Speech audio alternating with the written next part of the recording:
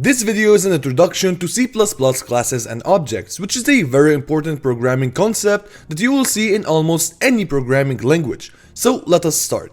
If you never heard of classes and objects or object-oriented programming, well, let me explain it to you. First, a class is a user-defined data type that groups certain members called data members and function members. Just like what we saw in C++ structures, there is data members and function members. In classes, there is the same concept.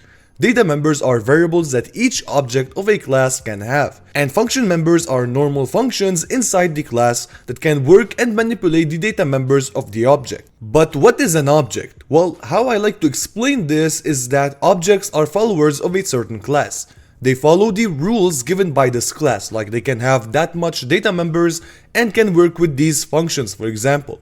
As we said before, classes allows us to create our own data type, and in order to use this user-defined data type, we need to create an object of this certain type. By creating an object of this user-defined data type, we can work on this object by accessing the functions of the class that can manipulate and work with data members. Let us say you want to create a dog in your code. You know that dogs have certain characteristics and behaviors, right? Like dogs can have names, color, or breed. These are characteristics of every dog. Also, dogs can have behaviors like barking and fetching. In OOP, when we define data members, we are actually creating the characteristics or attributes of a dog.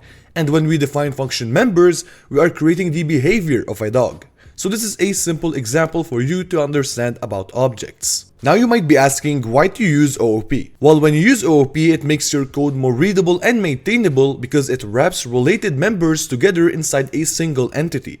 For example, if you want to create a banking system, instead of doing it by using global variables and functions like this, which honestly doesn't look really maintainable and readable, you can use a class instead that groups all of these variables and functions together, and to be able to work with these variables and functions, you can create an object that can be used to be able to work with the data members using the functions defined inside the bank account class.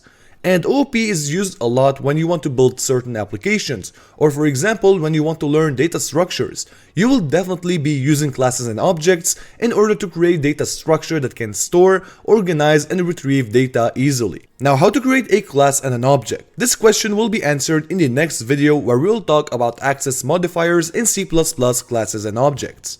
But now we can say that you know the basics of classes and objects. Classes are like blueprints that wraps related members called data members and function members. Data members are variables that define the characteristics or attributes of each object that follow the class, and function members define the behavior of these objects. Now make sure you subscribe to stay up to date for the next video where we will apply all of this in code and be able to write our first class and define our first object. Alright, this is it for this video. I hope to see you in the next one.